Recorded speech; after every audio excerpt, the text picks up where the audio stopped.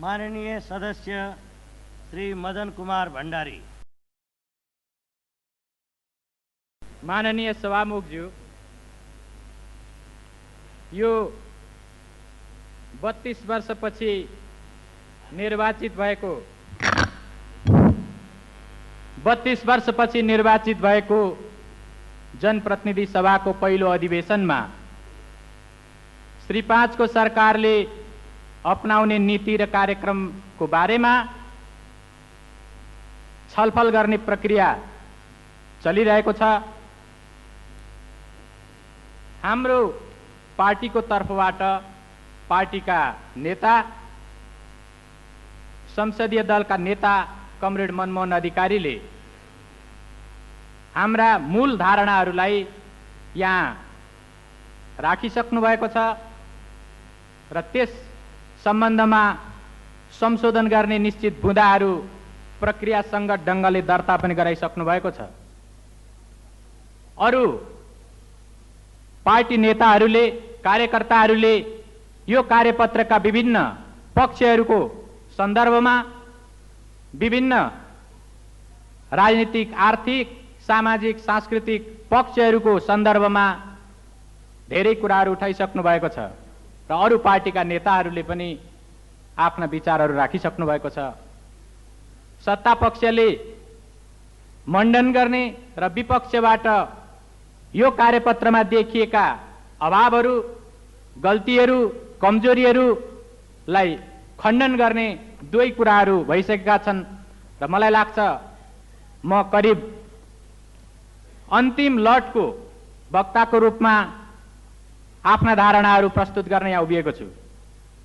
सबभन्दा पहिला माननीय सभामुख महोदय, म के भन्न चाहन्छु भने यो श्री 5 को सरकारको नीति र कार्यक्रम बनेर जुन प्रस्तुत भएको छ, यसका एक वा अर्को कुनै सानातिना पक्षहरूमा टिप्पणी गर्नुभन्दा पहिले वास्तवमा यो एउटा राजनीतिक कार्यदिशा हो, सरकारले अपनाउने राजनीतिक कार्यदिशा हो। त्यसो भएको हुनाले यसको राजनीतिक दृष्टिकोण, यसको राजनीतिक पक्ष कस्तो रहेको छ र त्यसलाई हामी खास गरिकन हाम्रो पार्टीभित्र हाम्रा धेरै कमरेडहरूले बोलिसक्नु भएको छ। यसकारण म यसो भनौँ कि आफ्नो राजनीतिक दृष्टिकोणलाई म प्रासङ्गिक रूपमा प्रस्तुत गर्न चाहन्छु।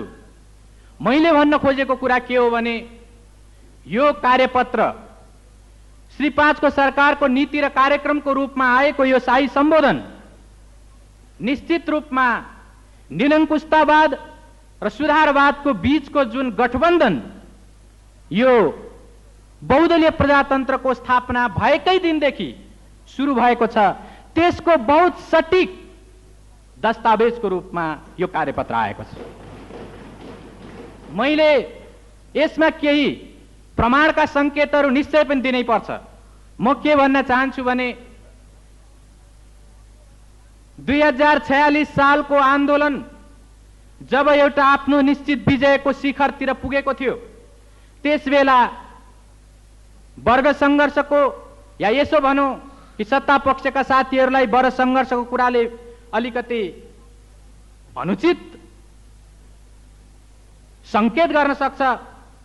त्यसो हुँदा म भन्न चाहन्छु कि जनआन्दोलन विजयको शिखरतिर गइरहेको बेला त्यस बेलाको परिस्थिति बस एउटा सम्झौता भयो र त्यो सम्झौता पछि वार्ता गर्न जाने नेताहरूमध्ये अहिलेका सम्माननीय प्रधानमन्त्री गिरिजा कोइरालाले आफ्नो टेलिभिजन अन्तर्वार्तामा भन्नुभएको थियो कि टेलिभिजनको पत्रकारले सोधेको प्रश्न यस्तो थियो कि जुन कुरामा सम्झौता भएको छ, जुन कुरामा समझदारी भएको छ, यदि यो समझदारीलाई अरू कसैले स्वीकार गरेनन् भने र आन्दोलनलाई जारी राख्ने र अघि बढ्ने कुरा गरे भने तपाईँ के भन्नुहुन्छ, के गर्नुहुन्छ? त्यसमा प्रधानमन्त्री अर्थात् अहिलेका प्रधानमन्त्री कोइरालाजीको जवाब थियो कि जो यो आन्दोलनलाई जारी राख्न चाहन्छन् तिनीहरू अराजकतावादी हुन्, अराष्ट्रिय हुन्, तिनीहरू असामाजिक तत्त्व हुन्, तिनीहरूलाई राजनीतिक पार्टीहरूले र जनताले मिलेर तिनीहरूलाई किनारामा फाल्दिनुपर्छ।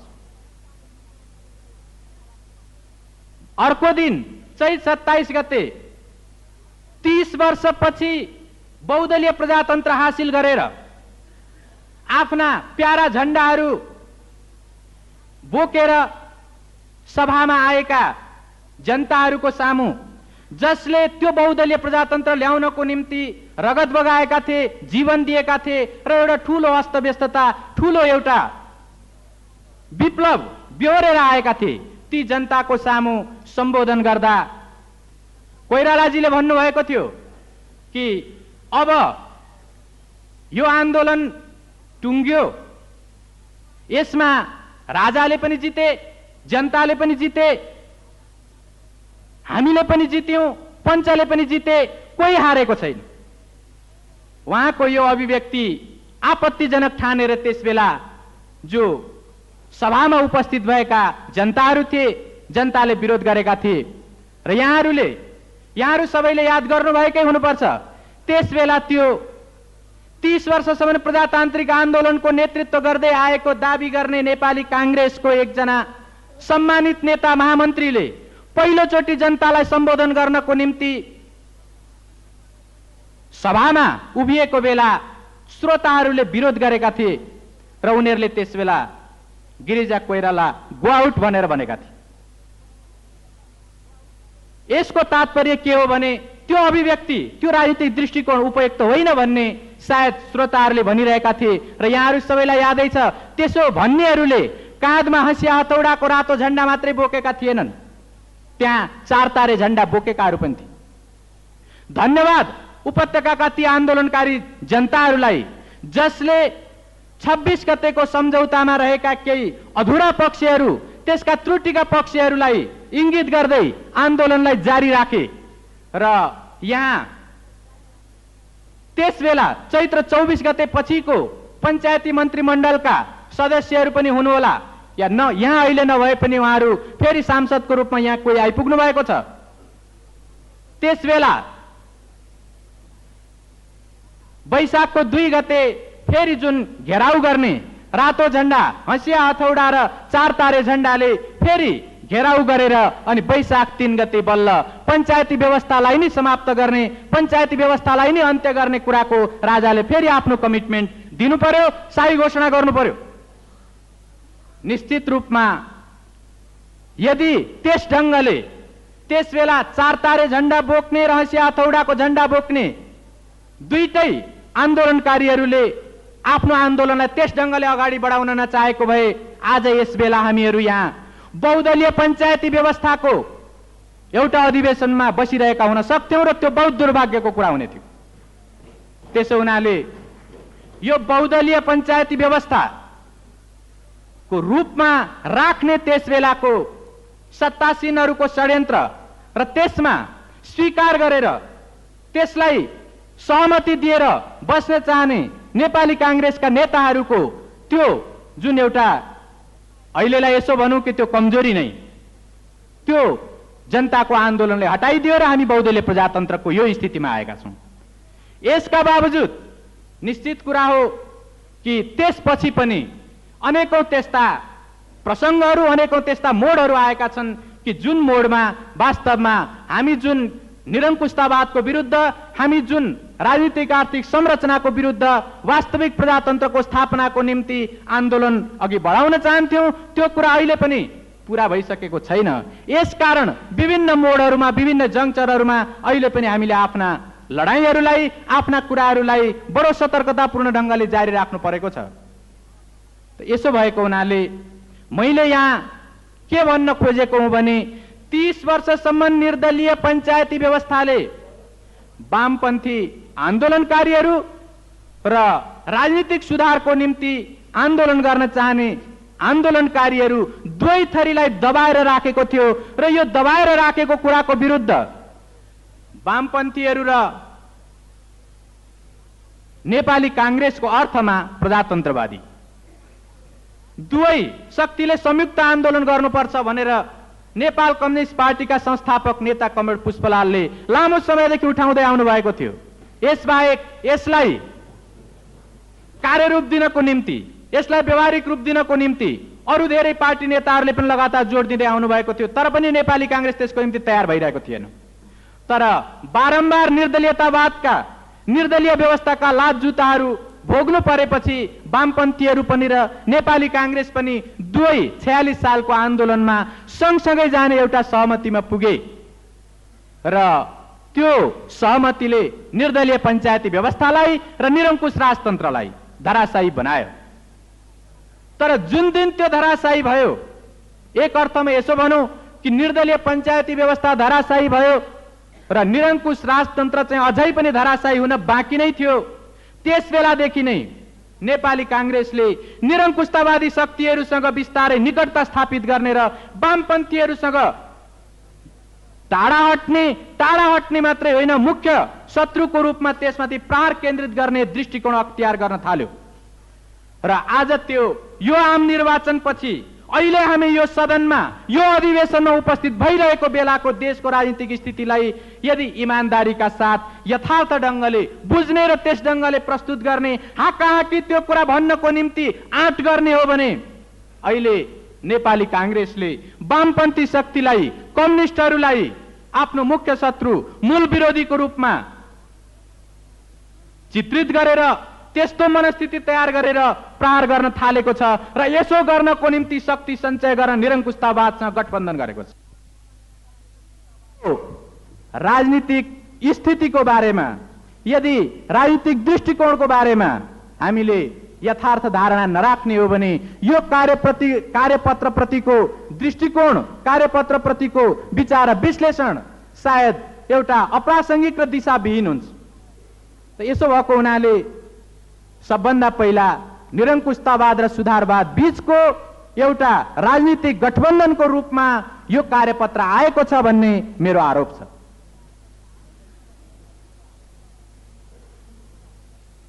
अब आम निर्वाचन सम्पन्न भयो र त्यो आम निर्वाचनले एउटा जनादेश दिएको छ र निश्चित रूपमा नेपाली कांग्रेसले औपचारिक रूपमा विजय हासिल गरेको छ। औपचारिक रूपमा विजय हासिल गरेको छ भन्नुको मेरो तात्पर्य के हो भने नेपाली कांग्रेसले 37% मत ल्याएको छ र 110 सीट हासिल गरेको छ। अहिले स्वतन्त्र भएर जितेका सांसदहरूले नेपाली कांग्रेसलाई समर्थन गरेपछि सायद त्यो 42% नेपाली कांग्रेसको पक्षमा मतदान भएको हो भन्ने कुरा उल्लेख गर्न सकिन्छ। अनि यो जुन विपक्षको बेन्चमा बसेका छन्, जो हामी सांसदहरू बसेका छौं, हामीहरूले अर्थात यो विपक्षी बेन्चमा बस्नेहरूले देशको मतदाताहरू जसले मतदान गरे त्यसको करिब 53% को प्रतिनिधित्व गरिरहेका छन्।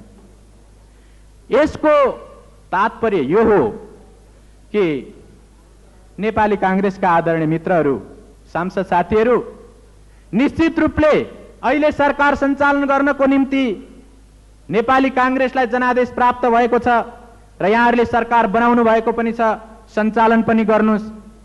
तर यसलाई सायद त्यस्तो अत्यधिक ठूलो र कुनै चुनौती दिन नसकिने ढंगको, कसैले केही बिगार पुर्याउन नसक्ने ढंगको यस्तो विजय छ भन्ने किसिमको सायद अहम यहाँहरूमा पलायो भने त यहाँहरूले त्यो पनि सम्झनु पर्छ कि हामीले जुन जति जनताको समर्थन प्राप्त गर्यौं त्यो भन्दा बढ्ता जनताको समर्थन प्राप्त गर्ने ती 2.5 फिट परतिर बसिरहेका छन् भन्ने कुरा पनि यहाँहरूले बिर्सनु हुँदैन।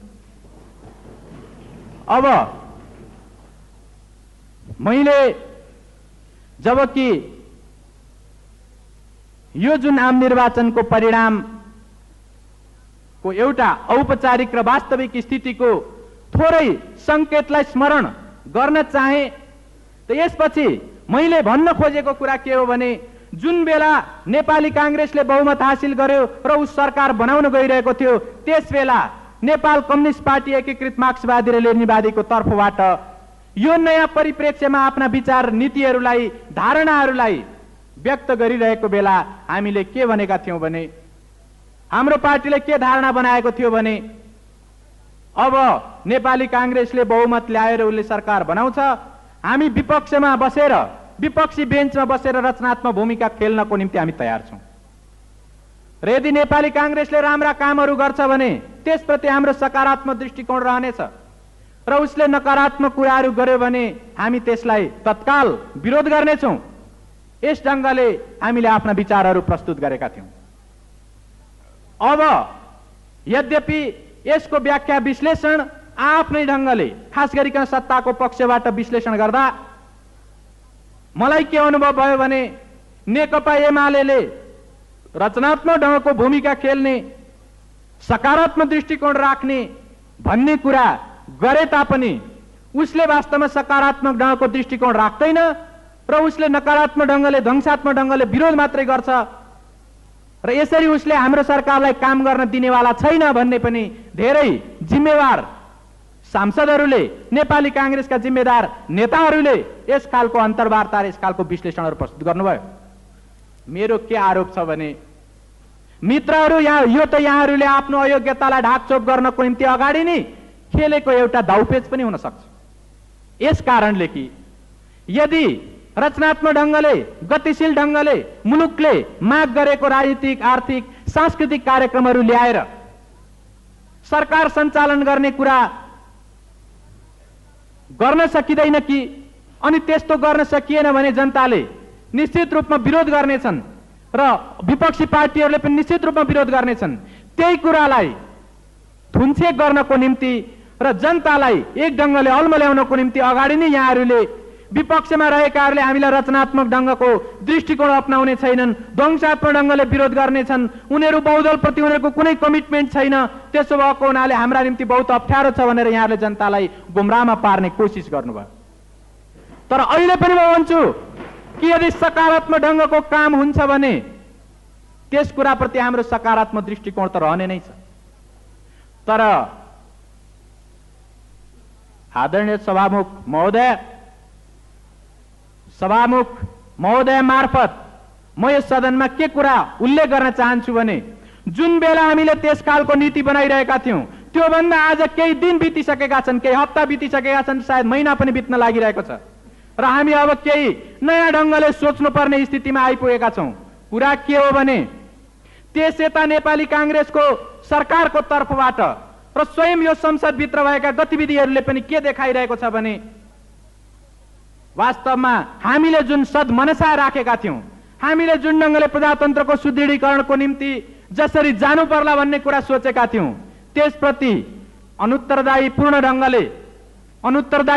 ढंगले नेपाली कांग्रेसको तर्फबाट जसरी व्यवहार गरिँदै आयो, जस्तो ढंगले उपेक्षा र विरोध हुँदै आयो, त्यसलाई हेरेर अब हामीले सोच्नु पर्नेछ कि राम्रा काम गर्यो भने हामी मौन भएर तपाईहरुका कामलाई हेरिरहन्छौं। निश्चित हामी राम्रा कामको विरोध त गर्दैनौं, तर यदि एउटा पनि नराम्रो काम भयो भने तपाईहरुले त्यो आशा नराखे हुन्छ कि हामी 5 वर्षको निम्ति खातामा नोट गरेर 5 वर्षपछि कांग्रेसलाई हराउँला भनेर त्यो गल्तीलाई हामी खातामा नोट गरेर बसिरहने छैनौं। त्यसबेला नै हामी उठाउने छौं। यसो भएको हुनाले आज स्थिति त्यो ठाउँमा आएको छ र यो कुनै नयाँ कुरा होइन र मलाई लाग्छ यो कार्यपत्रको बारेमा छलफल गरिरहेको बेला पक्ष र विपक्षको एउटै दृष्टिकोण भएन भनेर यो हाम्रो आलोचना, आपत्तिमा गुनासो होइन। कसलाई थाहा छैन कि हामी वामपन्थी एउटा निश्चित दर्शन, निश्चित राजनीति, निश्चित वर्गको पक्ष पोषण गर्छौं। हाम्रो निश्चित कार्यक्रम हामीले अगाडि पनि सारेका छौं अनि नेपाली कांग्रेस पनि निश्चित वर्ग, निश्चित राजनीति दृष्टिकोण र निश्चित दर्शनको पक्षपाती रहेको छ। त्यसो हुनाले यी त हाम्रा स्वाभाविक रूपले लामो समयदेखि पछि पनि लामो समयसम्म रहिरहने खालका भेदहरू हुन्। यिनै भेदहरूको बीचमा त परीक्षा हुन बाँकी छ। यिनै भेदहरूको बीचमा त यो कुन चाहिँ सत्य हो भनेर जाँच हुन बाँकी छ। तर यसको निम्ति म यो विवाद निरर्थक ठान्छु कि हामी त्यस्ता खालका आधारभूत सिद्धान्तहरूको कुरालाई लिएर यहाँ एक अर्काप्रति गम्भीर आरोप प्रत्यारोप गरौं र कहिलेकाहीँ त यस्तो स्थिति पनि सिर्जना गरौं कि कहीं अनुचित ढंगले, संसदमा नसुहाउने ढंगले, ज्यादा चर्को र अलि नराम्रै कुरा पनि हुने हो कि त्यो तहसम्म यो विवादलाई लग्नु केही जरुरी छैन। निश्चित रूपले हाम्रा आधारभूत भेदहरू छन्। अनि मलाई के लाग्दैन भने यहाँहरूले सत्ता पक्षका साथीहरूले वामपन्थीहरूको विरोध गरिरहेको बेला पूर्वी युरोपको वा रुसको वा अर्को कुनै ठाउँको कम्युनिस्ट आन्दोलनले के भोग्नु परेको छ भन्ने कुराको दुहाई दिएर यहाँका कम्युनिस्टहरू थर्कमान हुँदैनन्, हामी थर्कमान हुँदैनौँ। हामी त त्यहाँ थर्कमान हुन्छौँ कि वास्तवमा हामी नेपाली जनताको बीचमा जाँदा जनताले हामीलाई दुत्कारे भने, जनताले हामीलाई आफ्नो ठाउँमा छिर्न दिएनन् भने, जनताको दिलमा हामीले बास गर्न सकेनौँ भने हामी निश्चित रूपले थर्कमान हुन्छौँ। थर्कमान हुनु भन्नुको तात्पर्य हामी फर्केर हेर्नेछौँ कि हाम्रा विचार, काम र नीति क्रियाकलापहरूमा के गल्ती कमजोरी रहेका छन्। त्यसो हुनाले आदरणीय मित्रहरू, हाम्रो परीक्षा त नेपालमा हुनुपर्छ, हाम्रो परीक्षा त नेपाली जनताको बीचमा हुनुपर्छ। त्यसको निम्ति नै यो परीक्षा, यो परीक्षण सुरु भएको छ।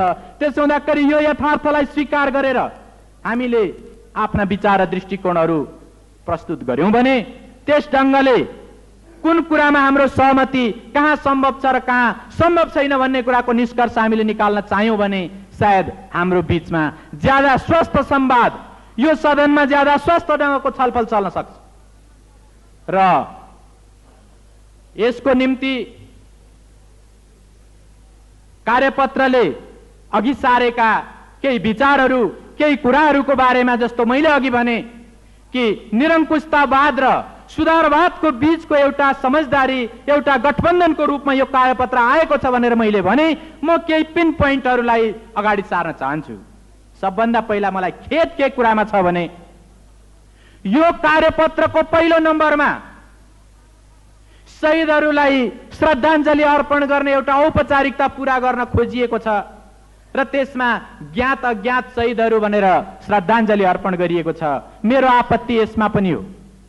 यस कारणले यसमा आपत्ति हो कि निर्दलीय पञ्चायती व्यवस्था र निरंकुशतावादी शासनको विरुद्ध 30 वर्षदेखि आन्दोलन गर्ने क्रममा हजारौं प्रजातन्त्रवादी योद्धाहरूले दुःख पाएका छन् र सयौंले जीवनदान गरेका छन्। नाम उल्लेख गर्न सकिँदैन। यो निर्दलीय पञ्चायती व्यवस्थाको विरुद्ध, निरंकुशतावादको विरुद्ध संघर्ष गर्ने क्रममा हाम्रा प्रजातान्त्रिक योद्धाहरू शहीद हुनुभएको छ भनेर नाम किटान गरेर सम्मान गर्न सकिँदैन। यदि 30 वर्षको कुरा पनि उल्लेख गर्ने अलिकति यो लामै भयो, त्यो त मनमा राखिहालिन्छ भनेर पनि भन्न सकिएला। जुन संयुक्त जनआन्दोलनले 46 सालदेखि भएको जनआन्दोलनले दर्जनौं शहीदहरू जन्माएको छ र जसको शहादतको परिणाम स्वरूप यो बहुदलीय प्रजातन्त्र स्थापित भएको छ, त्यसको पहिलो संसदमा प्रस्तुत गरिएको सरकारको कार्यनीतिले, सरकारको कार्यक्रम र नीति सम्बन्धी निर्देशक पत्रले ती शहीदहरूलाई नाम लिएर सम्मान गर्न सक्दैन। यद्यपि सत्ता पक्षका माननीयहरूले बोल्ने क्रममा, सत्ता पक्षका माननीयहरूले बोल्ने क्रममा नाम लिएर नै सम्मान गर्नुभएको छ। मैले उहाँहरू सबैलाई भन्नुभन्दा तर यो जुन नेतृत्वले सोच विचार गरेर त्यसरी ल्याएको छ, म यसभित्र त्यही अघि भनेको तत्त्वसँग गठबन्धनको परिणाम हो भन्ने ठान्छु। यस कारणले कि यो त महाराजले पढ्नु पर्ने र महाराजले पढ्दाखेरि 30 वर्षको निर्दलीय पञ्चायती व्यवस्था र निरंकुश राजतन्त्रको दमनले यस ढङ्गले शहादत भएका भन्नको निम्ति महाराजलाई अप्ठ्यारो पर्छ होला भनेर त्यो ढङ्ग कुरा गरिएको हुन सक्छ। तर त्यो निश्चित रूपले एउटा आपत्तिजनक कुरा हो, शहीदहरूप्रति अपमानको कुरा हो, यो सदनप्रति पनि अपमानको कुरा हो, असम्मानजनक कुरा हो। नाम किटान गरेर ल्याउनु पर्थ्यो। यो पनि मेरो एउटा भन्नुपर्ने, पिन पोइन्ट रूपमा भन्नुपर्ने कुरा हो। पहिलो संकेत आइसक्यो। मेरा त धेरै कुराहरू छन्।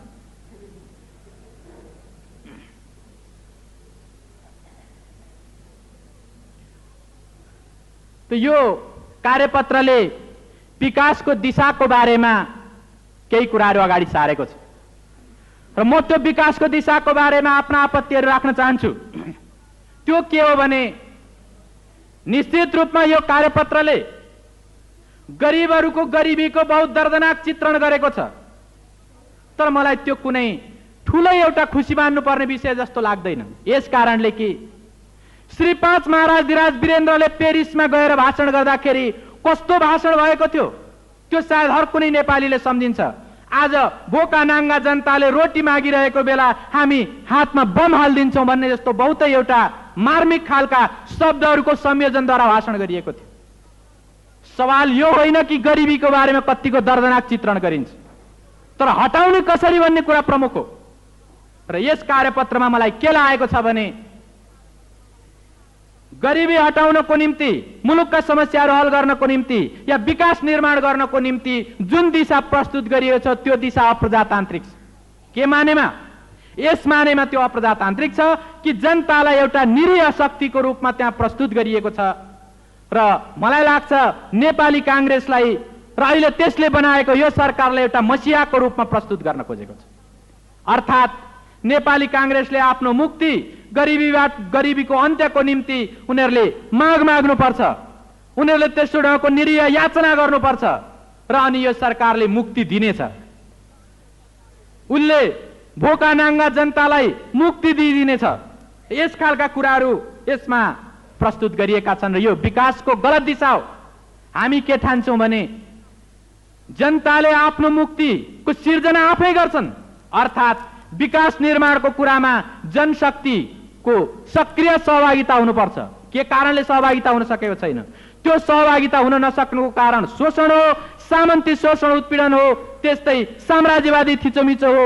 जबसम्म सामन्ती शोषण उत्पीडनबाट, साम्राज्यवादी थिचोमिचोबाट जनतालाई मुक्त गर्न सकिँदैन, जबसम्म त्यो तगारोलाई तोड्न सकिँदैन, तबसम्म जनताको रचनात्मक गतिको द्वार खोल्न सकिँदैन, पहल कदमीको द्वार खोल्न सकिँदैन। त्यसो हुनाले एउटा प्रजातान्त्रिक शक्तिले, एउटा प्रजातान्त्रिक सरकारले जनतालाई एउटा निरीह याचकको रूपमा प्रस्तुत गर्ने र आफूलाई एउटा ठूलो त्यस्तो वरदान दाता ईश्वर मसियाको रूपमा प्रस्तुत गर्ने कुरा गर्न सक्दैन। त्यसो हुनाले यो कार्यपत्रले प्रस्तुत गरेको विकासको दिशासित म असहमत छु र नेपाली कांग्रेसको यो सरकारले जनतालाई त्यस्तो खालको मुक्तिदान कसरी गर्न सक्छ? उसले त्यो मुक्तिदान गर्न सक्ने आफ्ना लक्षणहरूले के देखाएको छ भने सुविधा सम्पन्न वर्गले आफ्ना निम्ति अरू थप लगानीको माग नगरी विपन्न वर्गको निम्ति लगानी लगाउन निर्देशित गर्नुपर्छ। यसको तात्पर्य के हो? मैले बुझेको यसको तात्पर्य के हो भने सुविधा सम्पन्न वर्ग भनेको को यो मुलुकमा? त्यो अरू कोही होइन, सामन्तहरू हुन्, दलाल नोकरशाही पुँजीपतिहरू हुन्।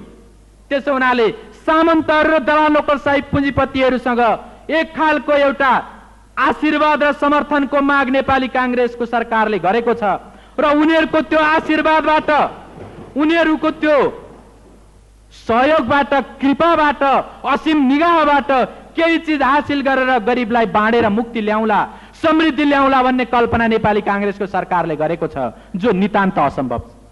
एउटा सामन्तले किसानलाई कहिले दया गरेको छ? यो सयौं वर्षको इतिहासमा एउटा दलाल नोकरशाही पुँजीपतिले कुन ठाउँमा मजदुरलाई उसले त्यस्तो ढङ्गले कृपा गरेको छ, दया गरेको छ? अनि कुन ठाउँका जनता आफैमाथि शोषण गर्ने शोषकको विरुद्ध अथवा त्यो शोषकसँग दयाको भीख मागेर कहाँ जनता मुक्त भएका छन्? सुविधा सम्पन्न वर्ग भनेको यदि सामन्त वर्ग र दलाल नोकरशाही पुँजीपति वर्ग, ठूलो पुँजीपति वर्गको कुरा होइन र अरू कसैलाई, मध्यम वर्गको मान्छेहरूलाई र त्योभन्दा तल निम्न मध्यम वर्गको पनि अलिकति राम्रो खानापिना भएका मान्छेलाई यो सरकारले भन्न चाहेको हो भने त्यो कुरा प्रष्ट हुनु पर्यो। तर जेसुकै भए पनि जुन सामन्तहरूको विरुद्ध, जुन ठूलो पुँजीपति वर्ग जसले शोषण उत्पीडन गरेको छ, त्यसको विरुद्ध संघर्ष नगरिकन जनता कसरी मुक्त हुन सक्छन् अनि कसरी समृद्धिको महाकाव्य सिर्जना हुन सक्छ? त्यसो हुनाले यो विकासको दिशा जुन प्रस्तुत गरिएको छ त्यो निश्चित रूपमा उपयुक्त छैन। र म एउटा कुरा यहाँ सोध्न चाहन्छु, क्रान्ति समाप्त भयो कि जारी छ? हाम्रो पार्टीको र मलाई लाग्छ वामपन्थी शक्तिको धारणा छ कि क्रान्ति जारी छ र मेरो आरोप छ नेपाली कांग्रेसले क्रान्ति समाप्त भयो भनेर भन्न चाहेको छ। यहाँहरूले अहिले जवाब दिन सक्नुहुन्छ, आर्थिक क्रान्तिमा यहाँहरू लाग्नु भएको छ। धेरै नेपाली कांग्रेसका नेताहरूले भन्नुभएको छ हामी अब आर्थिक क्रान्ति गर्नु छ र त्यो अहिले पनि आइरहेका छन्। म सोध्न चाहन्छु आर्थिक क्रान्ति भनेको के हो? आर्थिक क्रान्ति भनेको साझा संस्था मार्फत कृषि उत्पादनका केही सामग्रीहरूको सुलभ बिक्री गरेर आर्थिक क्रान्ति ल्याउन खोजेको, अरू केही राहत सहुलियतका कुराहरू प्रदान गरेर आर्थिक क्रान्ति ल्याउन खोज्नु भएको? म त के ठान्छु भने, अर्थात् वामपन्थीहरूले के ठान्छन् भने आर्थिक क्रान्ति भनेको पनि राजनीतिक क्रान्तिकै एउटा अनिवार्य अङ्ग हो। अर्थात् आर्थिक क्रान्तिभित्र उत्पादन सम्बन्ध बदल्ने कुरा पर्छ कि पर्दैन? आर्थिक क्रान्तिभित्र पुरानो भूस्वामित्व पुरानो उत्पादन सम्बन्धलाई, पुरानो अधिरचनालाई, प्रतिगामी अधिरचनालाई बदल्ने कुरा पर्छ कि पर्दैन? यदि त्यो पर्छ भने सामन्ती भूस्वामित्वलाई तोड्नु छ। त्यसरी नतोडिकन कसरी यहाँले कृषि क्षेत्रमा आर्थिक क्रान्ति गर्नुहुन्छ? कसरी किसानहरूलाई मुक्ति दिलाउनुहुन्छ? र यहाँ बिर्सनु हुँदैन। र यदि मैले यहाँ सम्झाउनु नाजायज हुँदैन भने म भन्न चाहन्छु, नेपाली कांग्रेसको कार्यपत्रमा, नेपाली कांग्रेसको घोषणा पत्रमा सामन्तवादका सबै अवशेषहरूलाई अन्त्य गर्नको निम्ति नेपाली कांग्रेसले काम गर्नेछ भन्ने कुरा राखिएको छ। अरू कुराहरू पनि छन्, तर मैले सम्झन चाहेको कुरा यो, सामन्तवादभित्र सामन्ती भूस्वामित्व पर्छ कि पर्दैन? अनि सामन्ती भूस्वामित्व पनि पर्छ भने जमिनको असमान वितरण, अनुचित ढङ्गको वितरणले कृषि क्षेत्रको उत्पादकत्वलाई सर्वनाश गरेको छ भन्ने कुरा स्वीकार गरिन्छ भने यो कार्यपत्रले सामन्तवादलाई उन्मूलन गर्ने दिशामा केही गरिन्छ, कमसे कम कदम थालिन्छ भन्ने कुरा किन भन्न सकेन? हो, यदि यसले सामन्तवादलाई, सामन्ती शोषण उत्पीडनलाई, सामन्ती अवशेषहरूलाई तोडेर हामी अगाडि बढ्छौँ भन्ने कुरा भनेको भए त्यसलाई हामी त्यस ढङ्गले जान्छौँ, त्यस ढङ्गले जानको निम्ति हामी शक्तिको सञ्चय र संरचनालाई हामी बदल्दै जान्छौँ भन्ने कुरा उल्लेख गरेको भए म व्यक्तिगत रूपले ठान्छु कि हाम्रो पार्टीले त्यसलाई स्वागत गर्ने थियो। यहाँ न त कुनै लाल झण्डाको कसम खानु जरुरी छ, अनि यो त यहाँहरूको कुरा हो, म कसरी भनौँ, तर चार तारे झण्डाको पनि कसम खानु जरुरी छैन।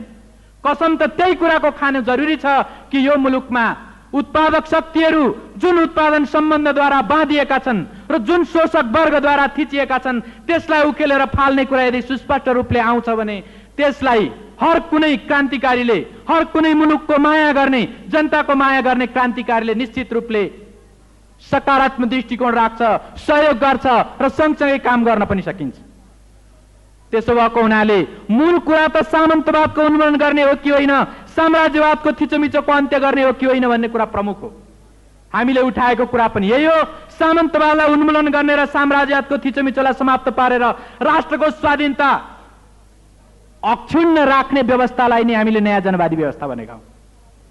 र यो नयाँ जनवादी व्यवस्था भर्खरै मभन्दा अगाडि बोल्नुहुने वक्ता माननीयले भन्नुभयो जस्तो सर्वहाराको अधिनायकत्व भएको राज्य होइन, त्यो जनताको जनवादी अधिनायकत्व भएको, अर्थात् मजदुरदेखि लिएर राष्ट्रिय पुँजीपति वर्गसम्म, किसानदेखि, भूमिहीन किसानदेखि कृषि मजदुरदेखि लिएर धनी किसानसम्म, र जबकि हाम्रो एउटा सानो मुलुक वैदेशिक आक्रमण र थिचोमिचोको जहिले पनि एउटा अगाडि रहेको छ। त्यसो हुनाले देशको माया गर्ने, देशभक्त तत्त्वहरू सहितको त्यस्तो खालको राज्य व्यवस्थाको कुरा हो। र यो राज्य व्यवस्थामा पनि हामी राजनीतिक रूपले बहुदलीय प्रतिस्पर्धाको शासन प्रणाली, बहुदलीय प्रणाली अपनाउँछौँ भनेर हामीले भनेका छौँ। तर पनि अरू धेरै यी वास्तविकताहरूलाई, यी कुराहरूलाई खण्डन गर्नको निम्ति वा यसको विपक्षमा हाकाकी उभ्याउनको निम्ति अप्ठ्यारो परेर नि होला कि सत्ता पक्षका मित्रहरूले, नौलो जनवादका पक्षधरहरू, कम्युनिस्टहरू एक दलवादी हुन्छन्, यिनीहरूले एक दलीय तानाशाही लाच्छन् भन्ने कुराहरू गर्दै इतिहासको कुनै ठाउँको एउटा अनुभवलाई अगाडि सारेर आफूलाई अक्षुण्ण रूपमा जोगाउन चाहनु भएको छ। यो निरर्थक प्रयास। जबकि हामी भनिरहेका छौँ हामी बहुदलीय प्रतिस्पर्धामा जान तयार छौँ। र यहाँ भन्नुपर्ने कुरा के छ भने यस बेला नै मैले अघि भने कि क्रान्ति जारी छ। यस कुरामा यहाँहरूलाई पनि हाम्रो तर्फबाट कुनै भ्रम नरहे हुन्छ भन्ने जस्तो म ठान्छु। त्यो के हो भने हामी जुन ठाउँमा आइपुगेका छौँ यसै ठाउँमा हामी बसिरहन चाहँदैनौँ। हामी क्रान्तिलाई अघि बढाउन चाहन्छौँ। कहाँ? सामन्तवादको पूर्ण रूपले उन्मूलन गर्ने ठाउँसम्म, साम्राज्यवादका थिचोमिचोहरूलाई पूर्ण रूपले समाप्त गर्ने ठाउँसम्म हामी लान चाहन्छौँ। तर यसो गर्ने क्रममा हामी रचनात्मक ढङ्गले, शान्तिपूर्ण ढङ्गले प्रतिस्पर्धा गर्दै जान तयार छौँ। यदि रचनात्मक ढङ्गको गतिको निम्ति, शान्तिपूर्ण ढङ्गले प्रतिस्पर्धा गर्नको निम्ति त्यस ढङ्गले जाने द्वारहरू सत्ताको पक्षबाट बन्द गरिएनन् भने निश्चित रूपमा अब चर्को प्रतिद्वन्दिता हुनेछ, चर्को प्रतिस्पर्धा हुनेछ। गफको आधारमा होइन, कामको आधारमा आफ्ना योग्यताहरू जनताको बीचमा साबित गर्नुपर्नेछ। र त्यसको निम्ति विपक्षको तर्फबाट आफ्ना भूमिकाहरू निर्वाह गर्दै बाहिर पनि हामी त्यस ढङ्गको कम्पिटिसन गर्नको निम्ति हामी तयार छौँ। तर अहिले के देखिँदैछ भने जुन बहुदलीय प्रजातन्त्र हामीले भनेका छौँ र त्यही बहुदलीय प्रजातन्त्रको रक्षा गर्नुपर्छ भन्ने सबैको हाम्रो भनाइ छ। तर यसमा मेरो आरोप के छ भने नेपाली कांग्रेसले बहुदलीय प्रजातन्त्रको व्याख्या गरिरहेको बेला यसको अत्यन्त अनुचित, एकाधिकारवादी, एकपक्षीय व्यवहार गरिरहेको छ। त्यो के हो भने आफ्ना मातहतमा भएका, आफ्ना हातमा भएका सरकारका र सार्वजनिक क्षेत्रका निकायहरू, त्यस्ता माध्यमहरूलाई आफ्नो पार्टीको पक्षमा एकलौटीकरण गर्ने कुरा गरिरहेको छ। र म ठान्छु यो बहुदलीय प्रजातन्त्रको आदर्श अन्तर्गत पर्दैन। यस कारणले कि यो सरकारी निकायहरू, सार्वजनिक क्षेत्रका कुराहरू सम्पूर्ण जनतासँग चासो राख्ने, सम्पूर्ण जनतासँग सम्बन्ध हुने त्यस्ता खालका माध्यमहरू हुन्। त्यसो भएको हुनाले तिनीहरूलाई निष्पक्ष र स्वतन्त्र राख्नुपर्छ। यदि त्यसभित्र एउटा पार्टी, जुन पार्टीले बहुमत हासिल गरेको छ, त्यसले आफ्नो अधिकार, आफ्नो एकाधिकार स्थापित गर्न खोज्ने हो भने निश्चित रूपले यो बहुदलीय प्रजातन्त्रको वास्तविक आदर्श अनुरूप हुँदैन। हामी के ठान्छौँ भने पार्टीले आफ्नो प्रचारको निम्ति आफ्ना अलग माध्यमहरू, आफ्ना अलग साधनहरू, अलग कुराहरू उसले तयार गर्नुपर्छ। तर जुन आम सञ्चारका माध्यमहरू हुन्, सरकारी जुन माध्यमहरू हुन्, ती माध्यमहरूलाई निष्पक्ष बनाउनुपर्छ। अनि त्यति मात्रै होइन, गृह मन्त्रालय अन्तर्गतको जुन प्रशासन छ, त्यो प्रशासनले सबैलाई शान्ति सुरक्षा दिने कि नदिने? म अहिले यहाँ यस कोणबाट प्रश्न उठाउन चाहन्छु कि सरकार बन्ने बित्तिकै अहिलेका सम्मानित प्रधानमन्त्री गिरिजाप्रसाद कोइरालाज्यूले दिनुभएको अन्तर्वार्ता र वक्तव्यहरूमा यो सरकारले शान्ति सुरक्षाको कुरालाई प्राथमिकता दिनेछ, महँगी हटाउने कुरालाई प्राथमिकता दिनेछ भनेर भनिएको थियो। तर ताप्लेजुङमा घटेको घटना, झापामा घटेको घटना, धनुषामा घटेको घटना, महोत्तरीमा घटेको घटना, अहिले अर्घाखाँचीमा घटेको घटना र अरू देशका धेरै ठाउँहरूमा घटेका घटनाहरूबाट के कुरा साबित हुन्छ भने यो शान्ति सुरक्षा कायम गर्ने भनेर त्यस ढङ्गले अघि सारेको कुरा कम्युनिस्टहरूले, आम रूपमा यसो भनौँ विपक्षले, खास गरिकन कम्युनिस्टहरूले नेपाली कांग्रेसले जे गर्यो त्यसलाई समर्थन गर्ने, त्यसलाई ताली पिट्ने ठाउँसम्म जबसम्म झुकेर आउँदैनन् तबसम्म त्यसै ढङ्गको एउटा प्रहार, आतंक, विप्लव सिर्जना गरिरहनुपर्छ भन्ने किसिमको कुराको संकेत हुन सक्छ। यदि त्यस्तो किसिमको कुरा हो भने यो सदनलाई हामीले यहाँ राजनीतिक रूपले बडो निश्चल भएर भन्नुपर्छ, कुनै हालतमा किमार्थ त्यस्तो हुनेवाला छैन। त्यसो हुनाले यदि जस्तो अहिले कुटाई खाएर पनि वामपन्थीहरू प्रशासनमा दर्ता गर्न जाँदाखेरि प्रहरीहरूको कार्यालयमा, अफिसमा दर्ता गर्न जाँदाखेरि उसले दर्ता गर्न अस्वीकार गरिरहेको छ। अनि सत्ताको पक्षबाट, सत्ताको पक्षको भन्नेहरूले आफूले आफै पिटेर त्यस ढङ्गले अत्याचार गरेर जाँदाखेरि पनि उसले नि दर्ता गरेर कानुनमा माथि देखिने कोसिस गरिरहेको छ। यो जनताको नजरबाट छुप्दैन। रकमी ढङ्गले पार्टीहरूको बीचको अन्तर सम्बन्ध चल्दैन अनि बन्दुकको बलमा पनि मुलुकलाई हाँक्न सकिँदैन। यो कुरा त हामीले भन्दा बढ्ता यहाँहरू नि भन्दै हुनुहुन्छ। यस कारणले कि निरङ्कुश तन्त्रले बन्दुकको बलबाट हामीलाई हाँक्न सकेन। अनि यहाँहरू त यो पनि भन्नुहुन्छ कि एकदलीय तानाशाही भएको रुस वा चेकोस्लोभाकिया अथवा रुमानिया जस्तो ठाउँमा बन्दुकले शासन चलाउन सकिएन। यसलाई त हिजो पनि हाम्रो एकजना वक्ता माननीयले त्यस सम्बन्धमा केही उल्लेख गर्नुभयो। म यहाँ त्यस विषयमा भन्न चाहन्न। हामीले राजनीतिक प्रतिस्पर्धाको प्रणाली अन्तर्गत जनताको जनादेश पाएर नै हामी शासन गर्ने ठाउँमा पुग्न चाहन्छौँ, त्यो ढङ्गको प्रणाली राख्न चाहन्छौँ भनेर जब हामीले भनिरहेका छौँ भने हामी पनि त्यो पक्षमा छौँ। तर यहाँहरूले यदि विरोधीलाई आफू सरकारमा भएको हैसियतको दुरुपयोग गर्दै, अर्थात् आफू सरकारमा भएको र सरकारका सबै माध्यमहरू अहिले आफ्ना हातमा भएको बेला विरोधीहरूलाई शक्ति प्रयोग गरेर हतोत्साहित गर्न सकिन्छ भन्ने निष्कर्ष निकालेर प्रयोग गर्नुभयो भने माननीय सांसद मित्रहरू, यो किमार्थ असम्भव हुनेछ र यसले राष्ट्रिय सहमति होइन, प्रजातन्त्रको सुदृढीकरणको निम्ति शान्ति होइन, एउटा राष्ट्रिय टक्करको जन्म दिनेछ र त्यो टक्करमा जानको निम्ति हामी तयार छौँ। त्यसो हुनाले अहिले जस्तो यो कार्यपत्रले राष्ट्रिय सहमतिको माग गरेको छ, मलाई लाग्छ नराम्रो कुरा होइन। तर यो राष्ट्रिय सहमति भनेको वास्तवमा त्यही पुरानै राष्ट्रिय मेलमिलापको नाराको जारी रूप हो, त्यो नयाँ संस्करण हो। त्यो यस कारणले त्यसको जारी रूप हो कि त्यस बेला बिपी बाबुले भन्नुभएको थियो पञ्चहरू हो काङ्ग्रेससँग नजस्क, काङ्ग्रेसहरू हो पञ्चसँग नतर्स। त्यही काङ्ग्रेस र पञ्च परस्परमा आपसमा नजस्कने नतर्सने कुरालाई राष्ट्रिय मेलमिलाप भनिएको थियो। र अघि मैले भने कि निरङ्कुशतावादी तत्त्व र सुधारवादी तत्त्वहरूको बीचमा आज जुन खालको एउटा राजनीतिक ध्रुवीकरण, जुन खालको शक्ति सन्तुलन, जुन खालको पारस्परिक संयोजन र समझदारी देखिँदैछ, त्यही कुरालाई राष्ट्रिय सहमतिको रूपमा यो कार्यपत्रमा राखिएको छ। यसो नभएर यो राष्ट्रिय सहमति यदि वामपन्थीहरूसँगको पनि सवाल हुन्थ्यो भने, अरू त्यस्ता राजनीतिक पार्टीहरूसँगको पनि सवाल हुन्थ्यो भने निश्चित रूपमा त्यसको राजनीतिक कार्यदिशाको कुरा, आर्थिक नीतिहरूको कुरा, विकासको दिशाको कुरा र अन्य तमाम कुराहरूमा त्यो चिज अभिव्यक्त हुन सक्नु पर्थ्यो। त्यसो भएको हुनाले मैले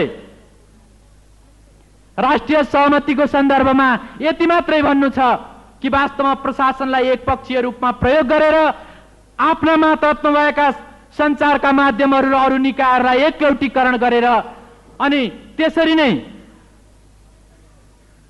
सामन्त र दलाल पुँजीपतिहरूसँग एक खालको समझदारी कायम गर्दै जनतालाई निरीह बनाएर त्यस ढङ्गले राष्ट्रिय सहमति प्राप्त हुन सक्दैन। यसो भएको हुनाले राष्ट्रिय सहमतिको सन्दर्भमा र यी अन्य प्रसङ्गहरू जो मैले उल्लेख गरेँ त्यसले के देखाउँछ भने यो कार्यपत्र एउटा सुधारवादी कार्यपत्र हो। निरङ्कुशतावादी तत्त्वहरूलाई नचिडाउनको निम्ति, निरङ्कुशतावादी तत्त्वहरूसँग एक ढङ्गको पारस्परिक समझदारी र निकटता स्थापित गर्नको निम्ति यो कार्यपत्र प्रस्तुत गरिएको छ। र यसलाई मैले यस्तो ठानेको छैन कि यही अधिवेशनमा नेपाली काङ्ग्रेसको तर्फबाट प्रस्तुत हुने कार्यपत्रले आमूल परिवर्तनको कार्यपत्र देला भन्ने मैले आशा पनि गरेको थिइनँ। त्यस्तो भएन पनि, तर पनि चिन्ता, आलोचना र विरोध यो हो कि कमसे कम त्यस सन्दर्भमा आफैले घोषणापत्रमा भनेको सामन्तवादी अवशेषलाई समाप्त पार्ने वचनबद्धता र अन्य जुन वचनबद्धताका कुराहरू छन् त्यसप्रतिको एउटा राम्रो सकारात्मक सुरुवात होस्। त्यस्तो सकारात्मक सुरुवात भयो भने यही ढङ्गले पनि जान सकिएला। जबकि यहाँ कस्तो देखिएको छ भने एउटा कुरा म अन्तमा एउटा कुरा प्रश्न पारिहालौँ, त्यो के हो भने हाम्रो पार्टीले सदनमा पनि हामी जनताका आवाजहरू उठाउँछौँ र सडकमा पनि हामी आफ्ना अभियानलाई जारी राख्छौँ भनेर भनेको कुराप्रति तीव्रतापूर्वक सत्ता पक्षबाट प्रहार भएको छ। र यस कुरालाई कुनै अविचारी ढङ्गले भनेको नभएर बहुत सुविचारी ढङ्गले भनेको हुनाले यहाँहरू सबै माननीयहरूले के कुरा दिलमा राखिदिनु भयो भने हाम्रा निम्ति हाम्रा कुरालाई बुझ्न बेस हुन्छ भने हामीले यो सदनको हलभित्र पस्दाखेरि पनि दुईटै ढोकाहरू देखेका छौँ, र एउटा सडकको ढोका र एउटा सदनको ढोका। त्यसो भएको हुनाले मैले अहिले भने कि यदि सामन्तवादलाई उन्मूलन गर्ने कुरातर्फ ठोस रूपमा एउटा नीति निर्माण गरेर त्यस्तो सकारात्मक सुरुवात यहाँबाट हुन्थ्यो भने यो सदनले निकै धेरै रचनात्मक कामहरू गर्न सक्थ्यो, यो प्रणालीले पनि निकै धेरै राम्रा कामहरू गर्न सक्थ्यो। तर जस्तो अहिले देखिँदैछ सत्ता पक्षका माननीयहरूले 100 नै यो जे प्रस्तुत गरिएको छ योभन्दा योग्यतम कार्यपत्र हुनै सक्दैन थियो भनेर भन्दै हुनुहुन्छ। जुन कार्यपत्रले सामन्तवादलाई कुनै छोएको छैन, जुन कार्यपत्रले साम्राज्यवादको थिचोमिचोलाई अन्त्य गर्ने कुरा केही बोलेको छैन, जुन कार्यपत्रले अरू त्यस्ता सामाजिक सांस्कृतिक क्षेत्रका अन्य अत्याचारका कुराहरूलाई उन्मूलन गर्ने कुरा पनि कुनै बोलेको छैन। यस्तो बेलामा यदि यही किसिमले सदनको ढोका बन्द गरेर यो क्रान्तिकारी शक्तिलाई जसले आमूल परिवर्तनको चाहना राखेको छ र त्यसको निम्ति विश्वास र निष्ठा जनतालाई प्रदान गरेर काम गर्दै आएको छ त्यसलाई ढोका बन्द गरेर राख्न सकिँदैन। यदि त्यस्तै भयो भने यो सामन्ती अधिरचनालाई तोड्नको निम्ति, सामन्ती भूस्वामित्वलाई अन्त्य गर्नको निम्ति निश्चित रूपमा हामी किसान आन्दोलन चर्काउनेछौँ। त्यसो हुनाले जनताको बीचमा जाने, जनताको बीचमा काम गर्ने कुराहरू त्यो निश्चित रूपमा कसैले त्यो राइटलाई छिन्न सक्दैन, कसैले त्यस कुरालाई अन्त्य गर्न सक्दैन। त्यसो भएको हुनाले हामी सडकमा पनि आफ्ना कुराहरूलाई जारी राख्छौँ, सदनमा पनि हामी आफ्ना कुराहरूलाई जारी राख्छौँ। बहुदलीय प्रजातन्त्रलाई सुदृढ गर्नको निम्ति, सामन्तवादलाई अन्त्य गर्नको निम्ति, साम्राज्यवादी शोषण उत्पीडनलाई समाप्त पार्नको निम्ति र यहाँहरूले चाहे जुनसुकै शब्दमा विरोध गर्नुहोस् त्यो नयाँ जनवाद जो सामन्तवाद साम्राज्य विरोधी हो त्यसलाई स्थापित गर्नको निम्ति हाम्रो क्रान्ति जारी छ। मलाई धेरैचोटि सङ्केत आइसक्यो र मैले भन्नुपर्ने यस कार्यपत्रका अरू विभिन्न पक्षहरूको बारेमा मैले अलिकति लामै टिपोट नोटहरू पनि गरेर ल्याएको थिएँ। यो मेरो नोट औपचारिक रूपमा यहाँ राखियोस् भन्नको निम्ति यही नोट माननीय सभामुखज्यूलाई दिँदै अलिकति बढी मलाई समय दिनुभएकोमा माननीय सभामुखज्यूप्रति हार्दिक धन्यवाद ज्ञापन गर्दै म आफ्ना कुराहरू अहिले यही अन्त्य गर्छु। धन्यवाद।